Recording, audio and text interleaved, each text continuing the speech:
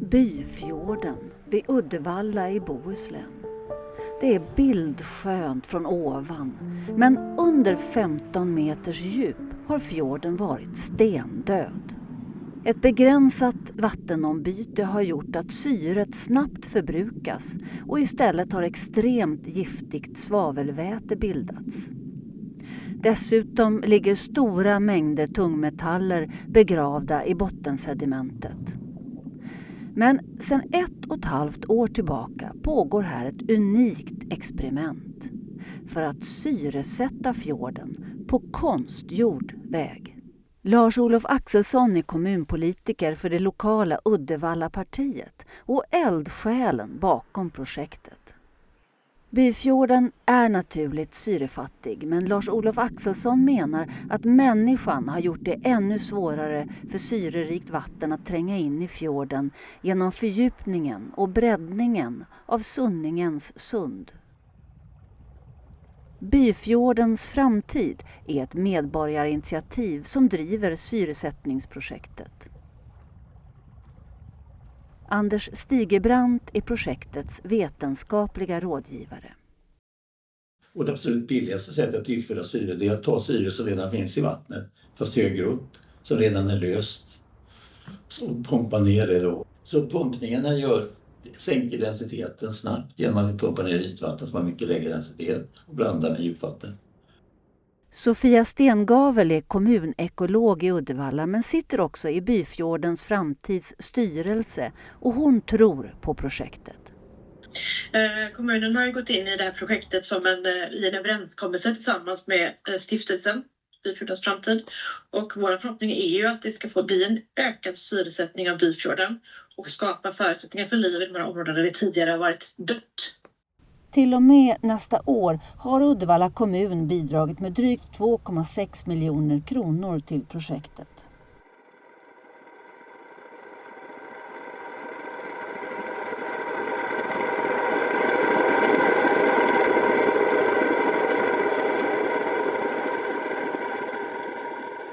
Vi följer den ena av de 2 pumparna från ytan ner till 42 meters djup och pumpanordningens mynning.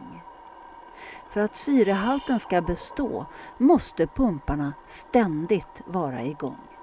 Projektet har hyllats av flera medier och på Uddevalla kommuns hemsida kan vi läsa om hur syresättningen blivit en succé för livet i havet. Lars-Olof Axelsson är optimistisk. Det som är ju att det går att göra så stor skillnad med så relativt små åtgärder. Det är ju någonting som jag inte trodde kanske att det skulle bli så positivt så snabbt. Det formligen kryllar av liv där nere. Så man kan säga att det sker liksom över en natt så är Byfjorden under 15 meter full av liv. Ja, det är ju framförallt Lars-Olofs filmningar som det baserar sig på. Han har ju en kamera som han stoppar ner från flotten och kikar. Så det finns liksom ingen säkerställd vetenskaplig undersökning som Nej, som visar... inte än. Nej. Men det var inget krav på att man skulle följa upp med fiskeriundersökningar och sånt, utan det ansågs tillräckligt att man följde upp resultaten ifrån de mätningar som görs varje månad. SMHI tar ju vattenprover, men de mäter ju bara syrehalt, salthalt och ser att det har blivit bra kvalitet på vattnet. Vi däremot, vi ställer helt enkelt ner kameror på olika djup och så får de stå och spela in då en timme och sen tar vi upp och tittar och då kan vi ju se det att dels då är det alldeles fullt av plankton, kolja, vittling, plattfisk. Och så att de simmar nere på drygt 40 meter djup och vi ser ju hur de då äter de här planktonen då. Så att man ser ju att vi har fått igång, ekosystemet får alltså en rivstart. Men alla är inte lika positiva. Kjell Nordberg är professor i marin geologi och han varnar för de gamla Uddevalla-synderna från varvsindustrieran som riskerar att komma upp till ytan när nytt marint liv koloniserar bottensedimentet.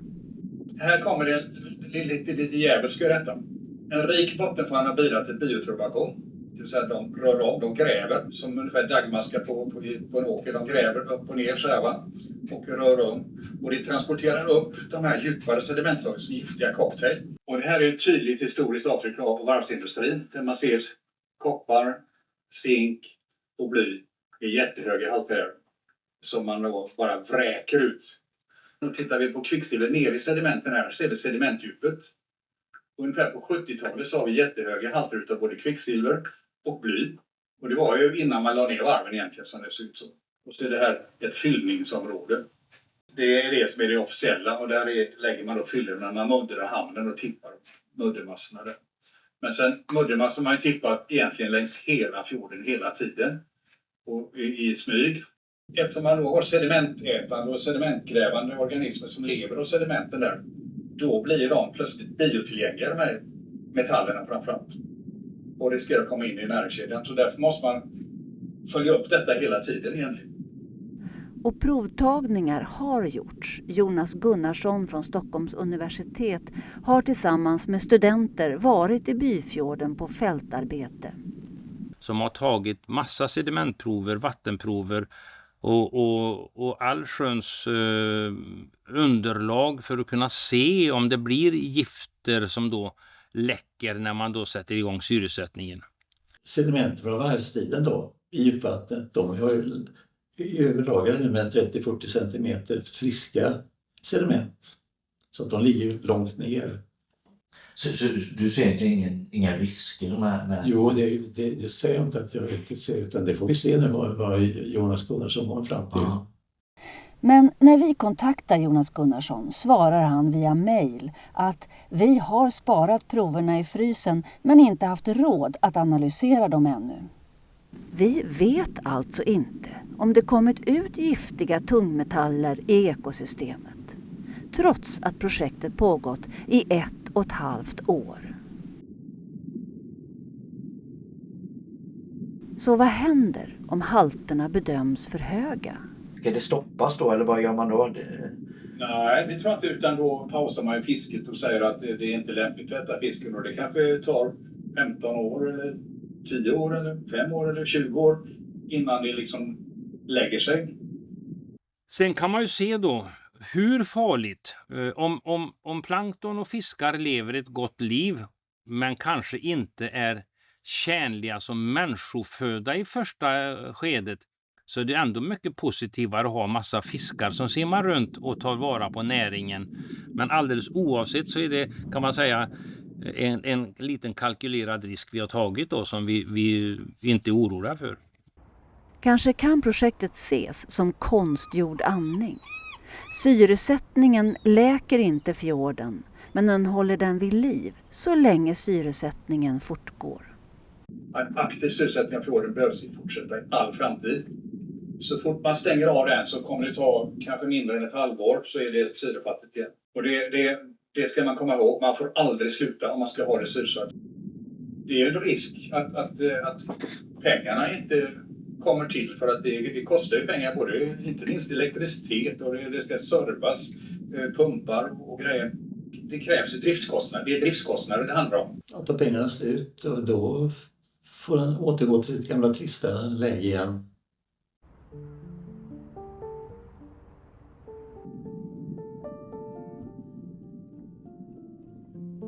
Vad är nyttan med projektet? Man får en trevligare miljö. Man lär sig mycket som kanske kan tillämpas på andra ställen.